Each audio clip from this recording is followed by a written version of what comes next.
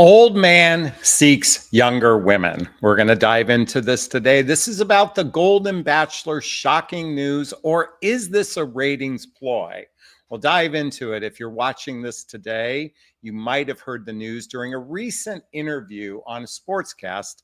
66-year-old Mel Owens, who is the newest Golden Bachelor, clearly stated his preference for only dating women 45 to 60 years old. Okay, and remember, he's 66 years old. He also stated they must be fit because he exercises and have no artificial hips or wigs. Now, I wonder if that's artificial lips or did he mean artificial hips? So we're going to unpack this today because I think this is rather a stain on the Golden Bachelor franchise. So ABC, now from what I understand, as of today recording this, ABC will continue to use him, but I believe this will have harm to the franchise. Or is it possibly a ratings ploy? Now, the Golden Bachelor and the Golden Bachelorette is a franchise designed to be for the over 60 crowd, catering to individuals between the ages of 60 and 75. The first Golden Bachelor, Gary Turner, or is it Jerry Turner? I always mess this up, was 72 years old. He was the first one. And the age range of the women in the group, I believe, ranged between 60 and 75 years old. And then they had the Golden Bachelorette, who was 61 years old, Joan Voss. And now that they're casting for the second season, then they casted their person, Mel Owens, a former football player who's 66 years old. And again, he stated his preference out loud during an interview, and I think there's going to be a lot of backlash over this. Now, as I said, the new Golden Bachelor clearly stated his preference, and I think this is going to anger women who are over 60 years old. But is it possible this might be a ratings ploy? Is this just something to stir the pot to get a younger audience possibly to watch? Because let's say, well, I got to be candid with you, women have every right to be angry about this. And considering the franchise probably caters more to women than men, I'm talking about the entire Bachelor and Bachelorette series, whether it's for the 20 and 30-year-old crowd or for those in the 60-year-old crowd, I think there is a lot of anger over this. But I want to dive into this quickly before I get into the particulars. Because for those in midlife, and many of you know who follow my channel, my audience is predominantly midlife, which is after baby making years and before retirement. So most of the women who follow my channel are between the ages of 42 and 69. Okay. One of the biggest complaints I hear from women who are in their 50s and 60s talking about men who continually want, or they're searching for much younger women in their life, just like Mel Owens is. And I have some thoughts about why this was a big, gigantic, not a stain on the Golden Bachelor franchise. But when you think about dating in midlife, you know, there's certainly the superficial aspects of dating, wanting aesthetics, wanting beauty, wanting looks.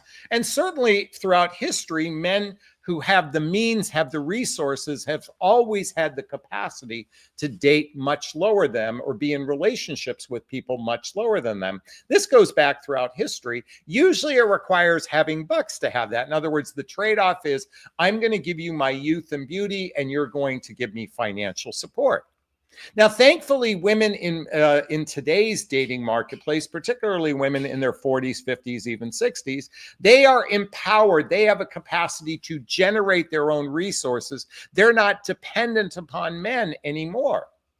And yet men can be rather superficial from a dating vantage point. And we have to, by the way, women can be superficial as well. The sad part, as we age, we just don't look as good. You know, we have wrinkles, we have, you know, eye shit, all this kind of stuff that from our face, and certainly our bodies. You know, men, as they age, they go bald, they go gray, women go gray, women put on weight. This is the reality that we're faced with, particularly for the Golden Bachelor demographic of that over 60 crowd.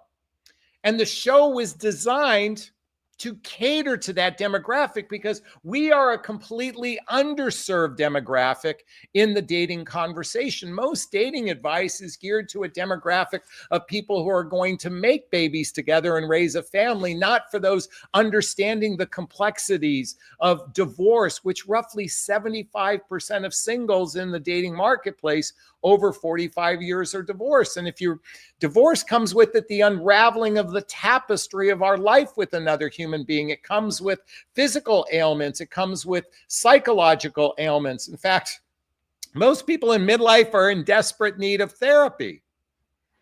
And so the show, the franchise, to choose a man without vetting this one question, because they already picked him, he's already cast, they already promoted him.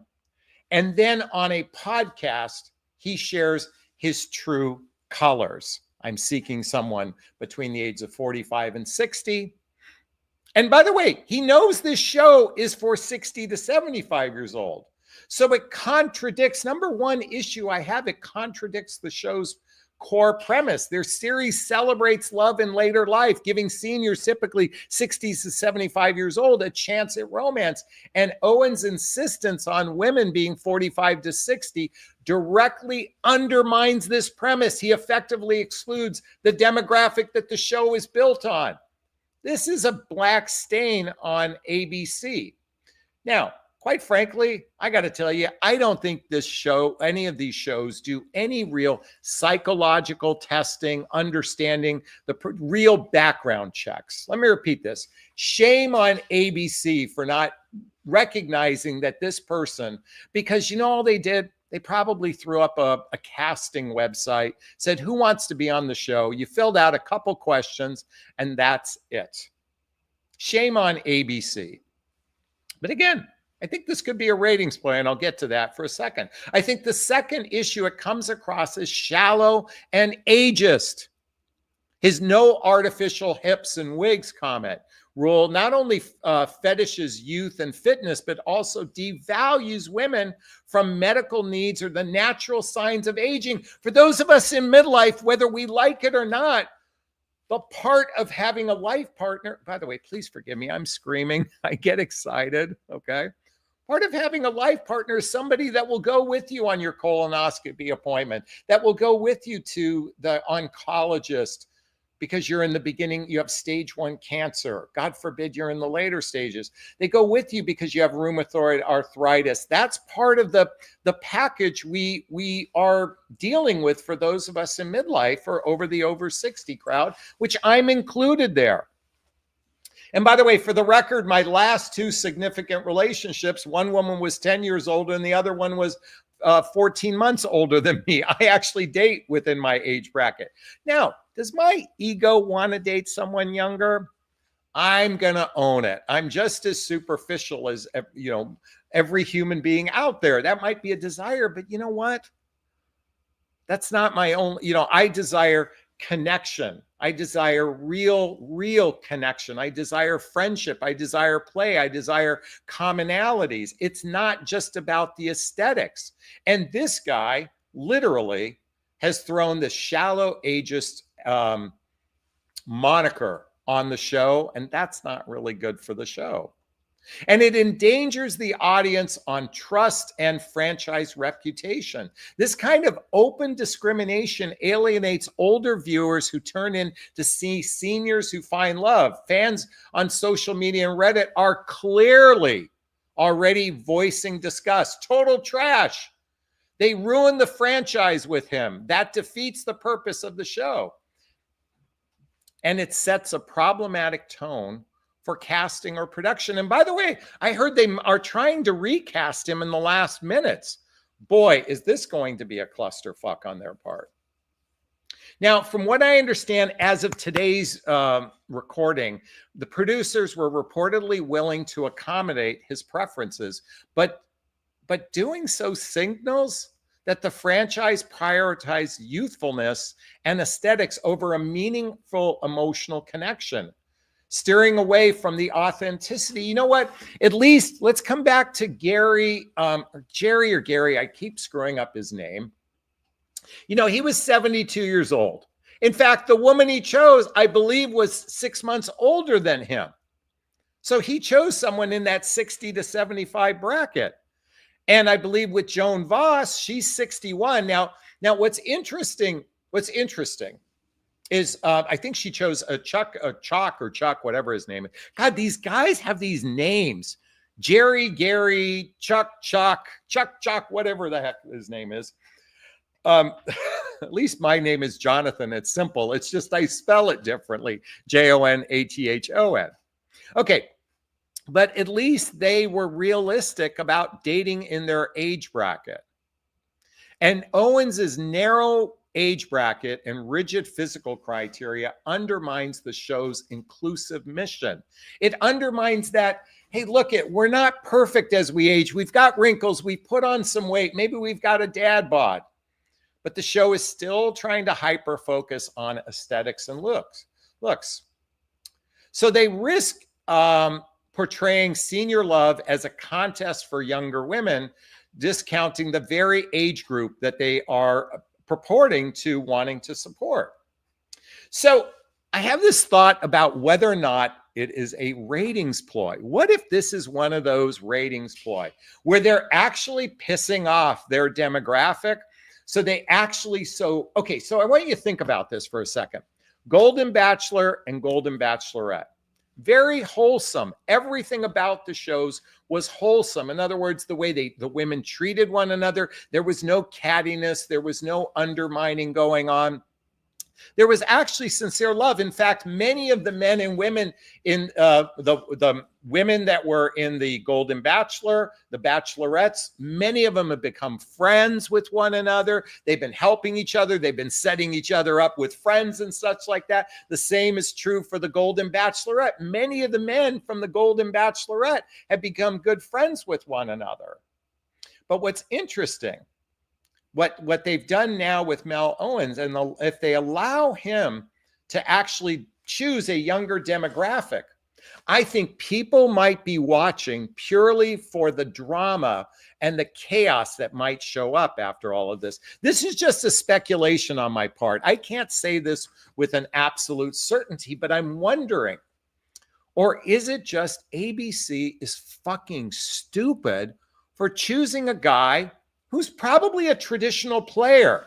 I bet if we go back and examine his past, by the way, he got divorced for a reason. I'm sure he's no picnic of a guy, number one.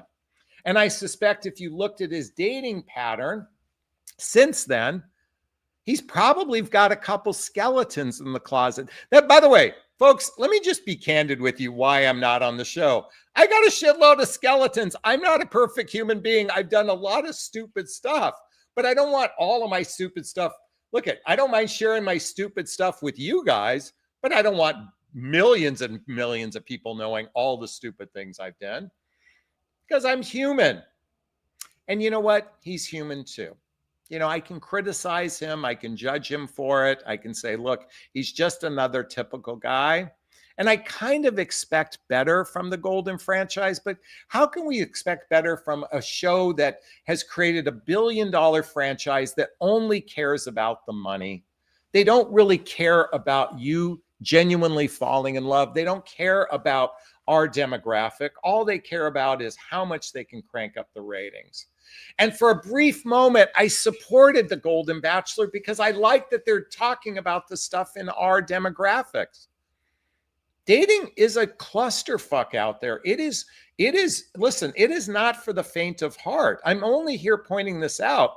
And yet every day people meet and fall in love. I'm the optimist. I'm the hopeful romantic. I'm sorry if sometimes I sell you some hopium, because I genuinely believe that if we work on ourselves, if we do personal development, self-help, spiritual work, if we do the work, we actually could find ourselves in a circumstance where we meet somebody that can actually fulfill our heart. So, is it a ratings ploy? Is it a shame on ABC? Is it they're going to recast them? We don't know yet as the day of me. But this idea that an old man seeks a younger woman, this is a very old narrative that's been going on. And women also seek younger men as well. So, Somebody wants to join the love seat on this conversation, so let me post a link. If anyone wants to join me right now and talk about this, I just posted a link. If now, just so you know, if you do just join it, this is recorded for a viewing audience, but if you hit that link and anyone wants to talk to me about this right now, I'm happy to talk about this. I'm happy to dive in to your perceptions. So please click the link. Let's have a conversation. We'll go from there. Otherwise, in a minute or two, I'm going to open it up to questions. And by the way, well, hey, listen, if you have a question right now, there's a little chat box in the corner. Write the word question, then post the question thereafter. Or you can purchase a super sticker, super chat. All the monies from the super sticker, super chat goes to a scholarship fund in the name of my son, Connor Asley. Believe it or not, this week marks the 7th year since his passing. And as honor, I donate to causes like the Hoffman Process, Insight Institute, and scholarships to coaching as well. And our goal tonight is $50, so we'd appreciate some love. As I said, we're coming up on the 7th anniversary of Connor's passing. I'd really appreciate that. So BD wants to ask, do you think they will have women in their 40s? You know, it's interesting. I heard that they might accommodate him. You know, who is Kelsey's father was 57, Mark, that was on the Golden Bachelorette. And they did kind of bend their rules because he was very popular in the Golden Bachelor series. Anyway, yes, I think they might do it. I mean, who knows what? I mean, maybe ABC, all they care about is the ratings. They don't really care about our demographic. Let's face it. They don't care about our demographic. That saddens me. You know, when they did the first series, I actually thought about that. But, you know, Gary, whatever the heck his name is, he wasn't what he purported to be. He was a guy that owned a coffee shop or a hamburger stand, and he claimed to be a restaurateur. Anyway, Annika's in the house. And just again, if you want to join the love seat. Okay, Annika's in the house. Question, what do you suggest as a fast as age what do you suggest as a fast as age parameters on apps? Suggest as fast. I don't know what you mean by fast, but so as far as age parameters, you know, I think ideally 7 years to our junior and 3 years to our senior, or 7 years to our senior. I mean, and I only went 3 because I think it's natural to want to date. I think it's very natural for men and women alike. She meant, what do you suggest as far as age parameters? Okay, that's fast. I got confused. Okay, so I said, okay, this is my vanity. 7 years younger, 3 years older. Okay, that's my vanity, if you will. I also feel like at our age in our 60s, for those of us that are 60, we probably don't want to go much higher than that, because the older we are, the closer we are to death. I think that's probably a natural thing. But I think both men and women alike prefer to date someone slightly younger as we get this age. I think that's, you know, the norm. I mean, the desire is there. But you have to decide for yourself. I know some people dating people much younger than them, and I know some people that are dating people much older than them. But you have to do what's right for you. Okay? So great question. BD says, by the time you get to 70, you have 4 arms and 2 titties hanging as low as your arms. Oh, I think that's funny. Thanks so much. Maria says, it's an option to watch these shows. I choose not. I choose to watch it because it's kind of my business, but also I'm kind of fascinated. I'm fascinated with reality TV, particularly in the relationship demographic, whether it's Love is Blind, whether it's 90 Day Fiance. Sometimes this is my guilty pleasure. The 90 Day Fiance series just wrapped up, and I was fascinated with the Turkish guy, Sarper, because I'm Turkish. So I found that to be rather interesting and fascinating. Hey, I want to give props for Annika for the $5 super sticker. Thank you for the love. We appreciate you. SoCal says, I prefer my age range. So whatever age you are, you prefer someone within that. Totally can support that. RJH, I briefly dated Guy from the Golden until I discovered he was married. This was about 2 years before he was on the show. Get the fuck out of here. You really dated him? Oh, wow. That's interesting. Well, I mean, he's the doctor. I kind of got the sense he was a little bit of a player. So it sounds like it plays into that. I suspect, though, he was separated. I'm going to suspect he was separated, but maybe you can let us know. Speaking of Gary, Jerry, whatever the guy's name is, from the Golden Bachelor first one, his new girlfriend that he's prancing around on social media is only in her 50s. So probably 10 to 15 years younger than him. Oh, it sounds like more than that, more like 15 years younger than him. Yeah, I mean, he's got a little bit of celebrity status. He can, at this point, he can probably buy younger.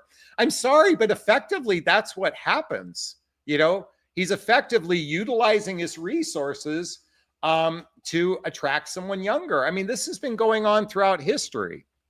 RJH wants to come back and talk about Guy. He was a total player. Nope, fully married to an amazing woman. He was a total player, fully. That's fascinating. Well, hey, look at that's very commonplace, I mean, in today's world, people can find themselves in a marriage. They might be committed to it, but they're not happy. And they go seek outside connection because they're unfulfilled in their relationship. The reality is most couples are bad at relationship. Men and women are like. Ladies, I know you're watching this. You're going to get pissed off that I'm saying this. Yes, men are commitment phobes. They're players. They're jerks. They're users. But you women are no effing picnic either. You guys most humans live in a delusion that they are good at this shit. Most everybody is bad at healthy communication. If you haven't read the book, Nonviolent Communication by Marshall Rosenberg, I trust you. I bet you less than 5% of those watching this show, and I talk about this habitually, actually know how to practice this. So I'm just here to say men are bad at it. Women are bad at it as well. Okay. By the way, if anyone wants to join the love seat, I'm posting a link right now. All right. Cynthia says traditionally men want younger women and women prefer older women. Or I think you meant older men. Yeah, that's traditionally. Oh, you did revise it. Yes, that has been the tradition. However, I know plenty of women who are actually dating younger men. If we can get past the egoic aspect, the vanity aspect, the 7 deadly sins of pride aspect, and really focus on what's most important is the person's heart, their character, their kindness, their compassion, their generosity. And yet we human beings can hyper focus on the aesthetic. So that's very commonplace. Maria says, we need to be smart. We know how men are. And if we know, why haven't we learned? Oh my God. Look at this. This is such a great commentary. You ladies know, what do men all think of on a first date? What's the one thing they're on their mind on a first date? Can someone write it in the chat box, please? Can someone write what is always on a man's mind on a first date? Okay. I'd be interested to see what commentary, because you know what it is. You know what it is. And yet here it is. The comments are coming through. Sex. You guys know this. And so are you shocked that by the way, are you shocked when they love bomb? Are you shocked that they're trying to get you in your pants? Are you shocked that they send dick pics? I mean, why are you shocked? It's on our mind. By the way, I'm guilty of this. I am so guilty of this. I've thought about sex on every first date. Now, does that mean I'm going to act on it? Probably not. Well, certainly I have. Hey, listen, when back in the early days after my divorce, alcohol certainly reduce my inhibitions and it will reduce someone else's inhibitions, not from a predatory way, just from the fact that alcohol can stimulate our sexual desires. So you know this about men. You know that many of them are commitment phobes. So why do you sleep with them so quickly? Why do you? Like what? How can you build trust on 1 or 2 dates? I mean, seriously. And you know this about us. Building trust requires unpacking a lot of shit. Unpacking their past relationships, unpacking their life, unpacking where they're at. I mean, unpacking means talking about stuff. But Jonathan, I'm just told to sit my feminine energy and men let lead because men are such good leaders in relationship. Okay, I'm intentionally being dramatic. I'm bagging on the feminine energy coaches that just sit there and say, be in your feminine energy. How about just being in your empowered energy and ask some radically fucking hard questions to determine, is this guy worthy of your time? And by the way, I do that myself. I ask radically hard questions because my time is valuable. Janet wants to point out, ABC, this is on ABC. They don't vet anyone. Exactly. All they're looking for is a warm body. Debbie's in the house. Thank you, Debbie. I appreciate your acknowledgement. All right. By the way, just a reminder, hey, the Connor Asley Scholarship Fund, there's a little $ in the chat box. I'd appreciate some love. As I said, we're coming up on the 7th anniversary. RN Lynn says, why don't they teach relationship skills in high school? Might prevent a lot of heartache. Why don't they teach relationship skills in high school? Might prevent a lot of heartache. Okay, I'm going to address this. First off, children don't listen. I mean, think about it. 16-year-old, 17-year-old, 18-year-old, do they really listen when they're in school? I mean, most students, they just want to get their A's because they want to go off to college so they can party at the sorority and fraternity. I'm just kidding. Here's the thing. Good communication skills takes years and years of practice. And it first requires an understanding of who you are as a person, to know thyself. A child, I want you to think about it. A 16-year-old barely has developed any awareness on who they are.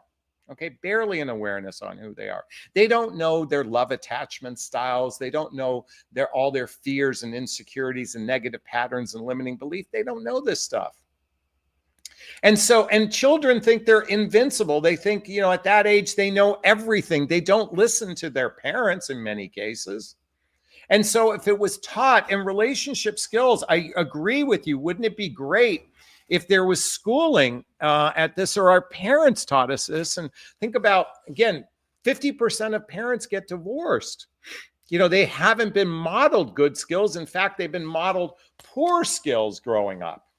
That's the sad reality.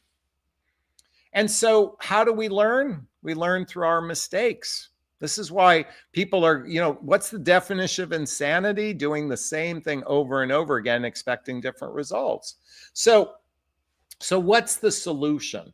Well, hey, if you're watching this right now, start today. Start to read the books I recommend. Start doing personal development, self-help, spiritual workouts. Buy my book, What the Heck is Self-Love Anyway? A Journey of Personal Development, Self-Help, and Spiritual Work. There's a link below to get a copy of my book. Also, if you want to connect with me directly, there's links below. So anyways, to come back to your question, why don't they? Because we're going to learn this out in the real world, unfortunately.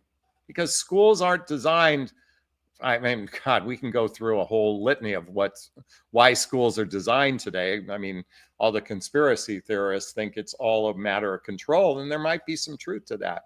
Ideally, if your parents could teach you these things, but you're going to learn it out in the real world. So RN Lynn, thank you so much for that question. Hey, I want to hear your thoughts on what I just shared. Post a comment below. I do my best to read them all in the first 24 hours. Thank you so much, RN Lynn.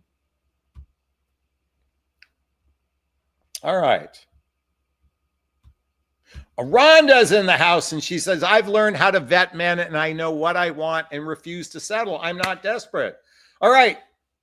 That is awesome. Are you in a relationship right now, Rhonda? Share it with us.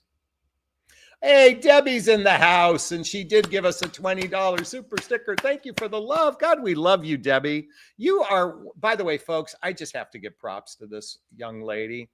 you have been the biggest supporter to the Connor Asley Scholarship Fund. You have actually helped me donate hundreds and hundreds and hundreds of dollars over the years. You've also helped me subsidize some scholarships on coaching. Folks, I really want to give props to this woman, Debbie. I'm sorry for saying this woman, this beautiful lady, because you have a heart of gold, and I can't begin to thank you enough. So thank you for your love. We appreciate it. RM Bell says, I deleted my uncouth comment, but I don't know why else women go to bed so quickly. I have that. Okay, got it. Okay. Stacy says, yes, JA. Thank you so much. I appreciate that. By the way, if anyone wants to join the love seat, we can talk about whatever you want. This is for a viewing audience, recorded audience. So let's keep going here. Maria says, I don't believe in teaching. Not everything needs to be learned. We have to live our own experiences and grow. I love that. You know, life is a journey. I wouldn't be where I'm at here today if I haven't fallen down 100, 200, 300, 400, 500 times in my life. It is through those experiences that I was able to open up and be the communicator I am. So I'm very grateful for that.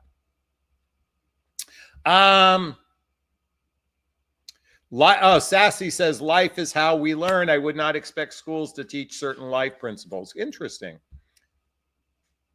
All right, let's keep going. Debbie, thank you. I appreciate that comment. All right, if you have a question, Janet says, the Golden Bachelor is not authentic in general. You know, I was hopeful. I was really hopeful. And look at Joan Voss with Chuck. Looks like they've been working at it. I mean, they've been together for almost, has it been a year now? Coming up on that. Janet says, you're so funny with the names. I know. They picked, how is it that Jerry, Gary, Chuck, you know, I mean, it just cracks me up. So, you know what? I was very hopeful. And you know what? All the women, I mean, listen, this is not an aesthetic comment. I think the women and men, the bachelors and the bachelorettes from each show were really good, kind-hearted, loving people. They were attractive, both inside and out in many cases. I know some of them had their foibles. You know what? We're just human. But I do appreciate that they were drawing attention to our age demographic. I believe I'm probably one of the few YouTube content creators and or coaches out there that caters to a midlife demographic. And I'm here to say, for our age demographic, this is really hard. This is really hard. Besides the physical attractiveness, and sadly, we oftentimes date wishing we date with younger eyes, but you know, to match someone who shares your values and vision for a relationship, that in and of itself is a test. To someone whose lifestyle can actually blend with yours, that's another test. And then the emotional maturity. And yes, shockingly, we are swimming in a sea of emotional dysfunctionality. This is why I continually recommend the book, The Hoffman Process. It's a deep dive into healing childhood wounds and adult traumas, because everybody needs fucking therapy. I'm sorry. I'm going to say it. Everybody needs therapy. We do. We are one of the most dysfunctional generations. I mean, the last people that have been born in the last 75 years have dealt with a lot of emotional shit. In the past, the biggest emotional shit you had to deal with is survival. Do you know what's interesting? Do you know, I watched a video on YouTube. The average person today would only last 24 hours in medieval times. Like that's how incompetent we are. We'd only last 24 hours in medieval times, partly because we die of some sort of disease that happened back then. Anyway, all right, let's keep going. All right, RM Bells. Can you give us a little tidbit on your thoughts, the movie The Materialist? Can you give us some tidbits on your thoughts on the movie Materialist? Okay, folks, here it is. Bump, bump, bump, bump, bump. So this past weekend, I saw the movie The Materialist, with Dakota Johnson, Chris Evans, and Pedro Pascal. Okay. The story centers, and by the way, spoiler alert, I'm going to share my opinion. So the story starts with a matchmaker, Dakota Johnson, who's helping a woman struggling to find love. That's where it starts off. And it's set in New York, one of the most materialistic, superficial capitals of the world. Okay. And so it starts off with her trying to help a woman. And then it turns out she has one of her clients is getting married. So she goes to the wedding. She kind of is talking to some women about matchmaking. Pedro Pascal overhears her conversation. He's a slightly older man. He plans on sitting next to her at the wedding reception. And then it turns out her ex-boyfriend, Chris Evans, is there. And so now there's an interesting twist going on. Okay. So I'm not going to give you the ending of what happened, but let me tell you my take on it. I thought the acting was mediocre at best, and I think the storyline was so fucking slow. Oh my God, I was practically falling asleep. I thought it was so poorly done. I thought the director blew it on this one. Now, what I found radically interesting was the following. Their commentary on dating in New York, their commentary was spot on. The superficiality of the dating marketplace in that city alone is fascinating. Just for that point of view, to witness the laundry list that they have, the need for, by the way, the need for men over 6 feet tall, the need for men who make over $250,000 a year. On the male side, for the women, for the men wanted beauty, beauty, beauty. Kind of falls in line with this conversation of an old man seeks a younger woman. And so from that vantage point, I like the commentary. But I thought as a movie, as a rom-com, it was barely a rom-com. I really thought it was mediocre at best. I would wait till it comes out to streaming, and I thought it was interesting, the commentary on the superficial. It's called The Materialist for a reason. The superficial aspects of dating, particularly in New York City, which tends to be a superficial place. That's my take. I'd like to hear your thoughts on that. Okay. All right. Oh, Janet says, your speculations are spot on. I bet some of this will come out. The show is about ratings. Oh, you're talking about the Golden Bachelor conversation. Natty Cats Crafts is in the house. Jonathan, or you say, I want to thank you for all your wisdom, Jonathan. I asked you about a year ago how to tell a guy I met to shave his face without being critical. You gave me some great pointers. Still together today. Oh my God. You want to know something, Natty? It was probably stream of consciousness, because what I'd say today, I have no clue what I would, I guess I could respond to that. But I'd simply, it's funny. I'm going to be very graphic here today. Right at this moment, I've got a little bit of peach fuzz on my face. And I've had several women who I've been in relationship with me, and one, and I quote, said, I'm like a China doll. So if you're going down there, you better be clean shaven. And another one said the same thing. Now I have other women that have not ever had a problem with a little bit of peach fuzz, but the ones who did simply made a request, because it's difficult, because there's an irritant when there's oral sex going on. Please forgive me if I'm offending anyone. But they've made a simple request. And of course, I want to please my partner. It's not that important to me. I don't know what it's like for you ladies to be with a guy with a beard. I mean, when he goes down on you, does that feel any different? I can't speak in that regard. I do remember the days when women used to have like a full bush, and that was a totally different environment. I'm sorry, I'm being very graphic here today for fun. But Natty, I'm so happy that I've been able to help you. So thank you so much. All right, Tia's in the house. Let's see what she has to say. Why do men feel the need to go to a foreign country to find a woman when there are still good women here in the United States? Not all of us are trash over here. I think this is a great question. I'm going to give you my speculation on this. I suspect that it most likely is because they've experienced enough women where they've been disappointed on some level. And I believe one of the primary reasons why men go to another country to get a woman is that woman usually is radically grateful to be in the United States. I think it's a reflection of gratitude. I think if you were born here, your standards might be radically high, which it should be. But I think in many cases, do you know the number one complaint men have after divorce? They didn't feel appreciated by their spouse. I believe that's the number one complaint, besides the fact, the lack of sexual intimacy. From that framework, most men say, even good men that have gone through divorce, they felt underappreciated for their efforts. So the reason why men go overseas is because those women are grateful to get a green card. They're more accommodating. Some cases, they're more subservient to the man's desires. And if the man is financially supporting them, in many cases, they want a subservient person. That's not the case here in the United States. This is the reality. I'm not saying it's right. It's what I'm speculating might be the case. So that might be why men go to foreign countries to meet women. That might be a reason why. So, okay. I hope that answered your question. Hey, I'd like to hear your thoughts on what I just shared.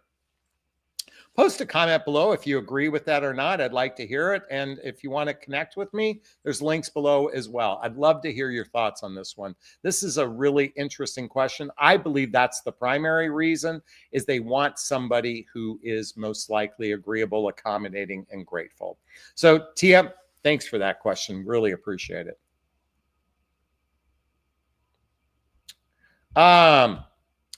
RM says, thanks, great analysis. And there was a guy who states he only wants younger women in their 20s and 30s. He's 48. Yeah. Debbie says, LA can be superficial as well. You know what? I think New York is slightly more, it just seems to, this is my judgment, just because I sometimes don't like the superficiality or the superiority of New Yorkers. But I just feel like they act more superior than LA people. But for all I know, LA people act superior in New York. So I don't know. CK says, Jonathan, you're spicy tonight. How much caffeine have you had? I haven't had anything. Joe Daisy's in the house. As much as I love scruff look on men, it's a story when it comes to oral sex. Exactly. Oh, Ria says, okay, I'm a foreigner and I agree for all your take on the question on foreign women. It's being super grateful. Yeah. You know, I think one of the biggest fundamental problems with dating here in the United States is a lack of gratitude, a real lack of appreciation and gratitude for the people. I think it's partly because humans are rather emotionally effed up, and they don't act very grateful in this dynamic. It's just an awareness that, we act from a very self-centric place, and people from another country, they're just, again, so grateful in many cases. They're not operating from a myopic, self-centric place. And the guy that goes to the foreign country is myopic. He's choosing someone from a myopic, self-centric place. So I'm really grateful that you pointed that out. Yes. And you're validating what I seem to think. Kimberly wants to point out, yes, foreign women are only grateful for a short period of time. Well, maybe until the green card comes in. You're right. But hopefully, I mean, again, it's probably true that it's a short period of time. It's kind of a sad reflection of why men do that. But it certainly it's worth taking note that at least there's a difference of energy from dating people in our own country. I mean,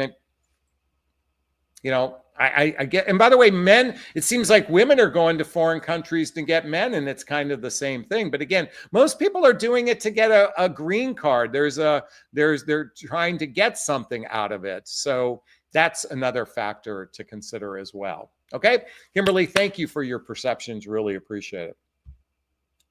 RM Bells wants to point out something. I've been told it's nearly impossible to get a green card anymore through marriage.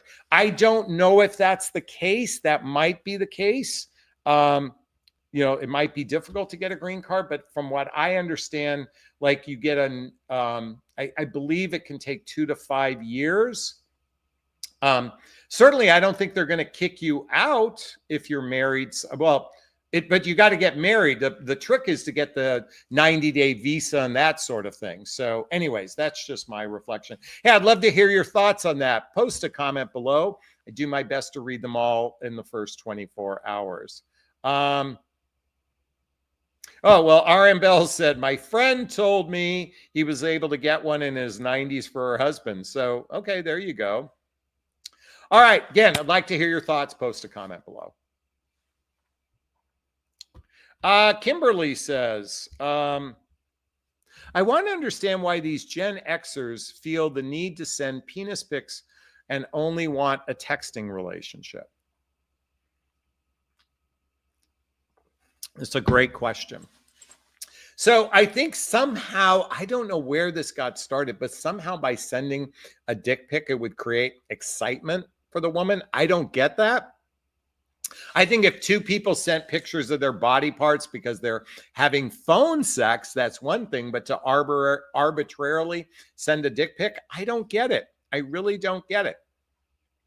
And texting relationships. So it seems to me that human beings are rather lonely. They want connection, but they don't want to do the serious work of building a relationship with someone. So today, it's simply easier to have a text relationship with someone that fills those needs of companionship and connection without the physical intimacy.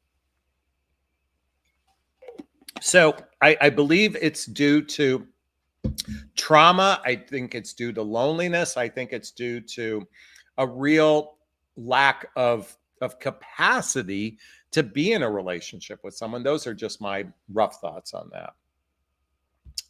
that. Joe Daisy says older men are pretty bad about wanting to send dick pics as well. Are they bad at sending them, or are they bad in the fact that they send them quite a bit? So, remember when I said dating in midlife is a clusterfuck out there? It's because of shit like this. You know what the sad part is, ladies? You know what? If women all band together right now and put a chastity belt on, okay? You just all put a chastity belt on for the next 6 months. Men might have to grow up. Men might have to grow up. The fact is, it's kind of sad that, there are plenty of people there are plenty of women who are wounded and want attention and connection, and they'll accept crumbs. But that's on them if they accept crumbs. I'm not saying it's right. It's just what I've observed. So it's time to band together, put on your chastity belt, make a guy earn it. You know what? That sounds a bit one-sided. You know what, folks? You know what humans are bad at? Developing true friendship. Developing true friendship. Humans are radically bad at this. We could talk about dick pics all day long, but humans are bad at creating friendships, at creating intimacy. Most people don't know how to speak from their heart. They don't know how to, they're not even consciously aware that our actions affect other people. It saddens me. It saddens me this is the case. But most humans are poor at developing friendships. This is true for you ladies as well. It fascinates me how many couples probably right now that are just beginning the dating process. And you know what they focus on? Attraction, entertainment, romance, and physical connection. That's what they focus on. You ladies, you want to be romanced. You want the man to climb to the highest room of the tallest tower. There's a scene in the movie Materialist where they're talking about him paying for the date. And he says, it's because you're worth it. I'm like, paying for a date does not demonstrate worth. That doesn't demonstrate worth. That means I can buy your time. That's what it demonstrates, because worth is showing up with integrity. Worth is showing up with sincerity. Worth is about showing up presence. That demonstrates someone's worth. This narrative that by paying for a date that proves the worth, no. All it means is I can dump you because I paid for it. That's what that means. And yet that's the prevailing narrative. Anyway, that's my 2 shakes on that. Can we get off on can we stop talking about dick pics and texting? Can we shift the conversation? Can we talk about something else? Does anyone want to join the love seat? Anyone want to join the love seat? Sassy points out, there are a lot of folks who are good at what you keep trashing them about. I am generalizing something, Sassy. I agree. I'm just simply saying that most people are bad at it. There are some people who are good at it. Okay, Jane Spitfire. Jonathan, so true. Hard for developed friendship. I met a guy neighbor, and within an hour of the first time talking, he asked about sex. We were talking about dogs. In no way I told him I want to do anything. I'm just simply pointing out what I observe. I'm not saying it's right. I know there are plenty of people that are good at developing friendships, but most of us are not. We're not good at relationship skills. We're not good at vetting. The reason why I know this, we have more singles now who are choosing to be single than in relationship. That's because humans are bad at this. And I'm sorry if that sounds like I'm trashing, Sassy. I'm merely pointing out what I observe.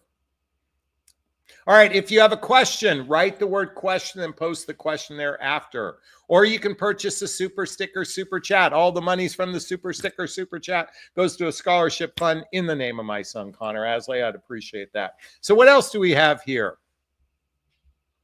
Bum, bum, bum, bum, bum, bum, bum, bum, bum, bum, bum, bum, bum.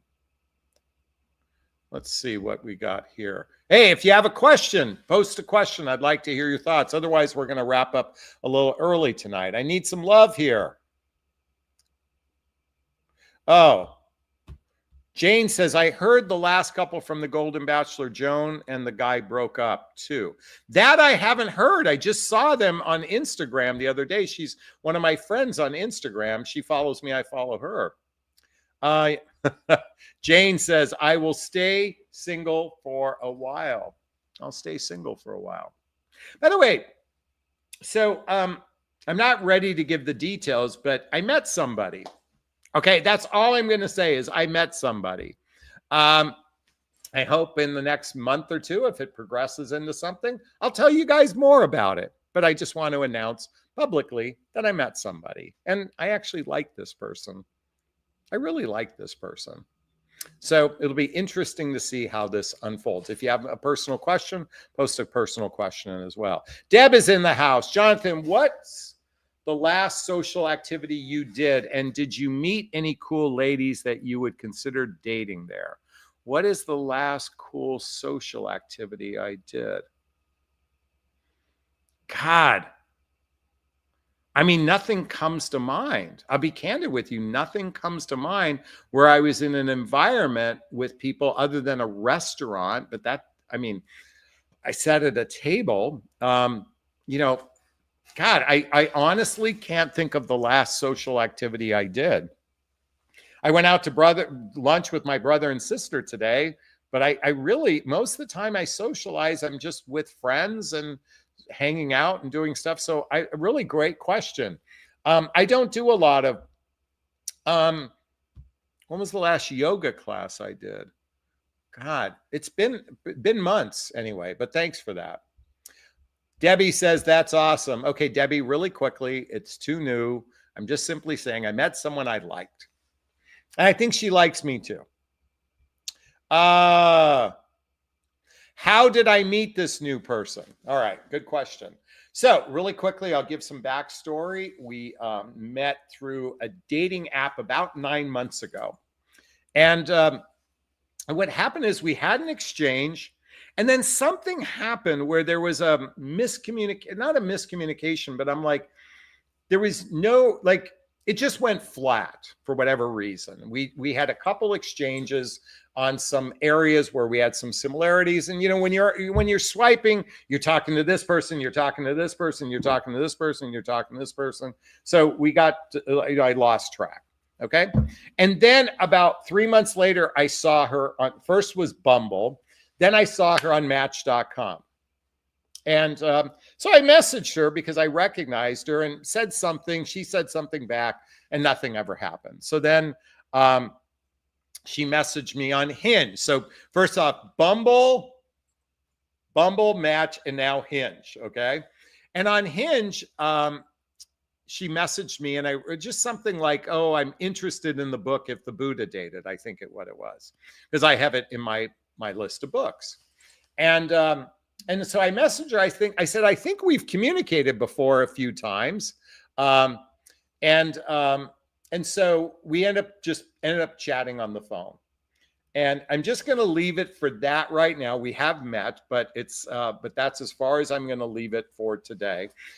She does live about 15 miles from me, so it's almost geographically undesirable, but not far, not that far. And it turns out we have several mutual friends. It turns out 5 dear couples that I know. She was in a couples group with those couples. And so we actually have mutual friends, which definitely creates a unique familiarity between the two of us. So that's as far as I'm going to take it today. I'll probably give, if we're still together a month from now, I'll start giving monthly reports. Today is July 1st. My birthday is August 1st. So who knows? I might have a report to say I'm actually seeing someone right now. So, is it divine timing? Is it fate? And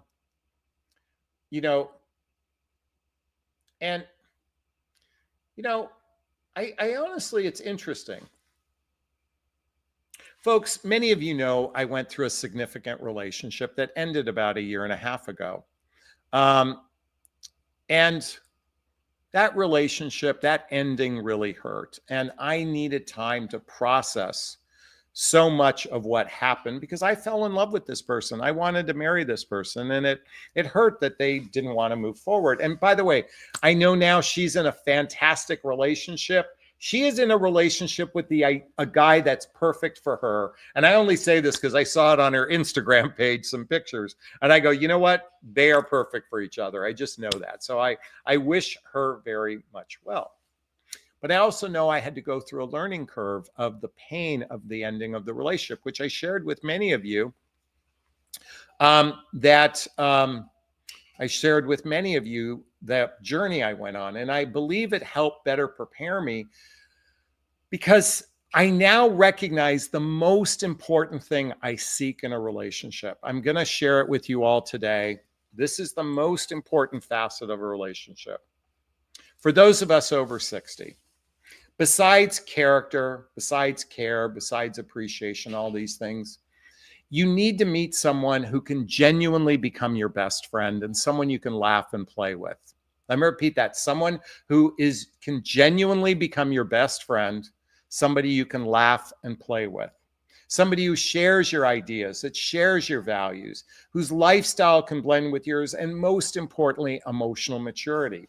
I can't say this enough. And so from what I know about this person, we seem to be aligned, but it's funny. We laugh together so much. We actually laugh at ourselves. It's rather fascinating how alike we are in mentality. And again, I'm not going to share how much we've seen each other because I'll share that for another time. But it's fascinating to me how much alike we are in, not that we're clones of one another, but how much we are developing a friendship and how much we laugh and play together. And I can't stress that enough. It's not about looks. It's not about looks. It's not about age, just like the men who seem to want younger women and all that kind of crap. It's all about, can you really connect at a heart-centered level? But more importantly, do you really like this person? Like, I'll be candid with you. I like this person. I think she is funny. I think she's cute. I think it's not about the aesthetics. It's mostly about the kindness, the care, the compassion, the qualities that are most important. And sadly, and we have spent plenty of hours unpacking so much about where we're at in our lives. We've spent a tremendous amount of time in those conversations. To determine that we are actually probably very aligned for one another. I have no idea where this is going to go. I have no expectation. I'm not I'm not going to announce anything yet beyond what I'm sharing today. And why I'm sharing this is I can't begin to stress. In fact, I'm going to read to you a blog post that I put on Facebook today that illustrates this. Okay, I'm just going to illustrate this. Modern dating is like shopping on Amazon with free return, swipe, judge, discard, and repeat. We've turned love into a checklist of what a person is, what they do, what do they drive, what's their credit scored, are their teeth real? It's like interviewing for a partner position at an HR approved questions and zero emotional depth. But here's the thing, no resume, no six-pack, no rooftop yoga photo can tell you who this person really is. And who they are matters. Who they are when they're hungry and can't decide where to eat. Who they are when the Wi-Fi crashes during a Zoom call. Who they are when you're crying on the bathroom floor and they are out of snacks. This is why friendship is the holy grail of modern dating. Not fake friendships while you wait for sex. Not the I'd be nice, so I'll be nice so you like me version, but real soul nourishing, giggle at fart jokes, ugly cry when my anxiety hits friendship. Because when the spark fades, and it will, it's the friendship that keeps the flame going. So to date someone you want to be stuck, in a broken down RV during a rainstorm, someone who brings snacks and emotional intelligence. That's the good stuff. That's where love actually lies. Can anyone relate? That's my post today. It is time to start in the friend zone and work from there. That's my invitation for everybody, to start in the friend zone and work from there. And I'll be talking more about this as the weeks and weeks keep moving forward. So that's my personal share today. Thank you for listening. Hey, did you find value in this conversation today? Post a comment below. I do my best to read them all in the first 24 hours. As always, if you find value in my videos, please hit that like button. Please share this video. Please subscribe to my channel and hit that notification bell so you can be notified of new videos. Probably over there to hit the subscribe button. Also, if you want to connect with me directly, there's links below to schedule a discovery call with me to see if working with a coach is right for you. There's links to join me on join my group called Midlife Love Mastery to get the books I recommend, Instagram, all that good stuff listed below. All right, I'm going to wrap up this video as I always do. First off, give myself a big, gigantic Jonathan Bear hug of self-love. I'm going to reach into the camera and give you a hug of love, if that's okay. I'm going to ask you to turn to someone, a pet, a teddy bear, a pillow, and give it or them a hug of love, because hugs are a great source of love. And let's face it, we could all use more love in our lives. I want to thank Annika and Debbie for the $5 and $20 super stickers. I want to thank Sassy, and RM Lynn and Lionheart and Kimberly and Joe Daisy and RM Bells and Sue and Tim and Deb and CGE and RM Bells, everybody, everyone who is on tonight. Thanks for the love. Wishing you all super duper. And Ty, wishing you all super duper wonderful day. Be well. Bye now. Bye.